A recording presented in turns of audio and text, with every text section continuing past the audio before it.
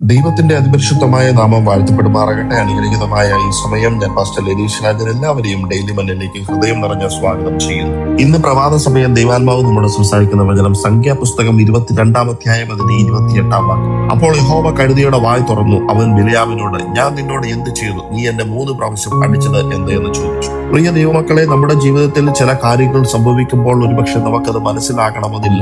ചില യാത്രകളൊക്കെ നമുക്ക് വൈകി പോകാറുണ്ട്. ചില വാതിലുകൾ അടയപ്പെടാറുണ്ട്. ചില പദ്ധതികൾ തകർന്നു പോകാറുണ്ട്. ചില ആളുകൾ നമ്മുടെ വഴിയിൽ തടസ്സമായി നിൽക്കാറുണ്ട്. അപ്പോഴൊക്കെ നാം ചിന്തിക്കും, എന്തുകൊണ്ടാണ് ഇതെല്ലാം എന്റെ ജീവിതത്തിൽ സംഭവിക്കുന്നതെന്ന്. പക്ഷേ പിന്നീട് വർഷങ്ങൾ കഴിയുമ്പോൾ നമുക്ക് മനസ്സിലാകും, അല്ലെങ്കിൽ ആ ജീവിതത്തിലേക്ക് തിരിഞ്ഞു നോക്കുമ്പോൾ മനസ്സിലാകും, നാം ശപിച്ചതൊന്നും ശാപമായിരുന്നില്ല, അത് ദൈവത്തിന്റെ സംരക്ഷണമായിരുന്നു, ദൈവത്തിന്റെ പദ്ധതിയായിരുന്നു എന്ന്. ഇവിടെ ഈ വാക്യത്തിന്റെ അടിസ്ഥാനത്തിൽ ഇസ്രായേൽ ജനം വാഗ്ദത്ത ദേശത്തേക്ക് യാത്ര ചെയ്യുന്ന നിമിഷം അവനെ കണ്ടപ്പോൾ മോവാബ് രാജാവായ ബാലാക്ക് ഭയന്നു. കാരണം എവിടെയൊക്കെ ഇസ്രായേൽ പോയോ അവിടെയെല്ലാം ഇസ്രായേൽ വിജയം കൈവരിച്ചിരുന്നു. അപ്പോൾ ബാലാക്ക് ഒരു പദ്ധതി ആലോചിച്ചു. യുദ്ധം ചെയ്താൽ ഇസ്രായേലിനെ ജയിക്കാൻ കഴിയത്തില്ല. അതുകൊണ്ട് അവനൊരു പ്രവാചകനെ വിളിച്ചു. അവന്റെ പേരാണ് ബിലെയാം. ബിലെയാം അനുഗ്രഹിച്ചാൽ അനുഗ്രഹം ലഭിക്കും, ശപിച്ചാൽ ശാപം വരും എന്നായിരുന്നു ജനങ്ങളുടെ വിശ്വാസം. ബാലാക്ക് വലിയ സമ്മാനങ്ങളും ധനവും വാഗ്ദാനം ചെയ്ത് ബിലെയാമിനെ വിളിക്കുവാൻ സാഹചര്യമുണ്ടായി. ആദ്യം ദൈവം ബാലാക്കിനെ പോകാൻ അനുവദിച്ചില്ല. പക്ഷേ ബിലെയാമിന്റെ ഹൃദയം ദൈവത്തെക്കാൾ സമ്മാനങ്ങളിലായിരുന്നു. അതുകൊണ്ട് അവസാനം ബിലെയാം യാത്ര പുറപ്പെട്ടു. രാവിലെ എഴുന്നേറ്റു, കഴുതപ്പുറത്ത് കയറി.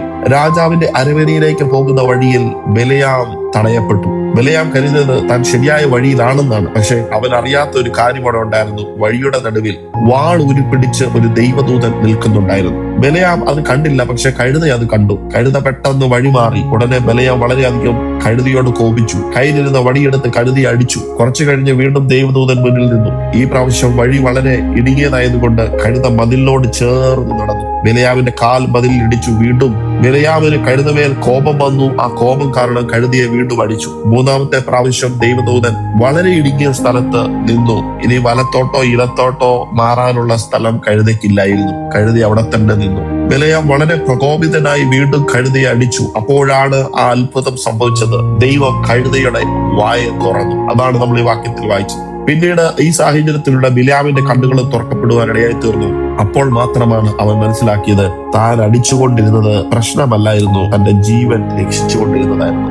എത്ര തവണ നമ്മുടെ ജീവിതത്തിലും ഇതുപോലെ സംഭവിക്കാറുണ്ട്. ചില കാര്യങ്ങൾ താമസിക്കുമ്പോൾ നാം ശമിക്കാറുണ്ട്. ചില നിരാകരണങ്ങളെ നാം വെറുക്കാറുണ്ട്. ചില ആളുകളെ നാം കുറ്റപ്പെടുത്താറുണ്ട്.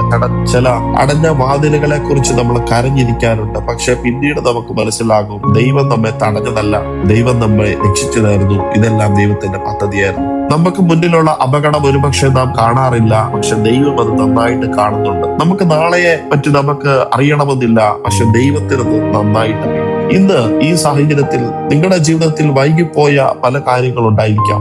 അടഞ്ഞുപോയ അവസരങ്ങൾ ഉണ്ടായിരിക്കാം. നടക്കാതെ പോയ പദ്ധതികൾ ഉണ്ടായിരിക്കാം. അപ്പോൾ ആ സാഹചര്യത്തിൽ നിങ്ങൾ നിരാശപ്പെടരുത്. പലപ്പോഴും ദൈവം നിങ്ങളോട് ഇല്ല എന്ന് പറയുമ്പോൾ പോലും അത് വളരെ സ്നേഹത്തോടെയാണ് ദൈവം പറയാറുള്ളത്. ചിലപ്പോൾ അവൻ നിന്റെ പ്രാർത്ഥനയ്ക്ക് ഉത്തരം നൽകാത്തത് നിങ്ങൾക്ക് ദോഷം വരാതിരിക്കാനാണ്. ചിലപ്പോൾ അവനൊരു വാതിൽ അടയ്ക്കുന്നത് അതിലും നല്ലൊരു വാതിൽ തുറക്കാൻ വേണ്ടിയാണ്. ബിലെയാം കരുതിയത് കഴുതയാണ് പ്രശ്നം, പക്ഷെ യഥാർത്ഥത്തിൽ കഴുത അവന്റെ ജീവൻ രക്ഷിക്കുകയാണ്. ഇന്ന് നിങ്ങൾ ശപിക്കുന്ന ചില കാര്യങ്ങൾ, നിങ്ങൾ വെറുക്കുന്ന ചില തടസ്സങ്ങൾ, നിങ്ങൾ മനസ്സിലാക്കാത്ത ചില പദ്ധതികൾ ഒരുപക്ഷെ ദൈവത്തിന്റെ സംരക്ഷണമായിരിക്കാം. ദൈവം നിങ്ങളുടെ വഴിയിൽ ചില കാര്യങ്ങൾ തടഞ്ഞിട്ടുണ്ടെങ്കിൽ അത് നിങ്ങളുടെ നന്മയ്ക്ക് വേണ്ടിയാണെന്ന് ഈ പ്രഭാത സമയം നിങ്ങൾ ഓർക്കണം. ഇന്ന് ഈ വചനം കേൾക്കുന്ന ദൈവ പൈതലേ, നിങ്ങളുടെ ജീവിതത്തിൽ സംഭവിച്ച ഓരോ കാര്യത്തിനും ദൈവത്തിന്റെ ഒരു പദ്ധതിയുണ്ട്, ദൈവത്തിന്റെ ഒരു ഉദ്ദേശമുണ്ട്. നിങ്ങൾ നഷ്ടമെന്ന് കരുതിയ പല കാര്യങ്ങളും ദൈവം സംരക്ഷിച്ചതായിരുന്നു. നിങ്ങൾ കരഞ്ഞ ചില അടഞ്ഞ വാതിലുകളുടെ മുമ്പിൽ ദൈവം നന്മയ്ക്ക് വേണ്ടി അടച്ചതായിരുന്നുവെന്ന് മുന്നോട്ടുള്ള ദിവസങ്ങളിൽ മനസ്സിലാക്കും. നിങ്ങളുടെ ഭാവിയെ ദൈവം കാണുന്നുണ്ട്. നിങ്ങളുടെ വഴികളെ ദൈവം അറിയുന്നുണ്ട്. നിങ്ങളെ